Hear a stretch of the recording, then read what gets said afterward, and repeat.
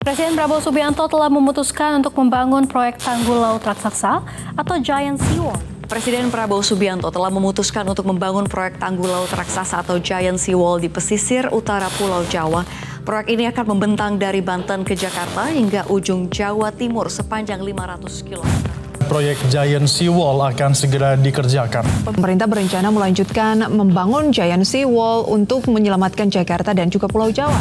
Kita ke informasi pertama pemirsa, proyek besar Tanggul Laut Raksasa atau Giant Seawall di pesisir utara Jakarta. Lebih dari 700 triliun rupiah akan dikucurkan pemerintah Indonesia untuk membangun tanggul laut raksasa sepanjang 958 km dari Banten hingga Jawa Timur.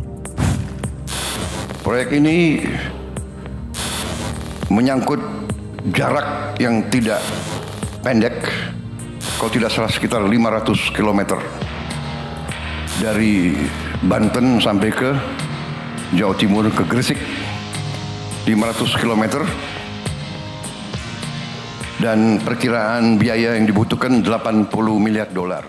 Giant Seawall muncul ini kan baru beberapa tahun terakhir istilah itu.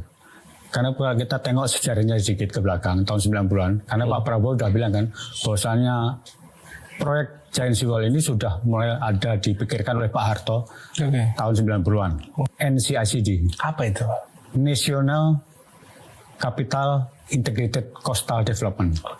Pembangunan pantai terintegrasi untuk ibu kota Jakarta. Dan kemudian makanya disebut dengan Giant Seawall untuk seluruh Jawa dari Banten sampai dengan Gresik, yaitu pantai utara Pulau Jawa.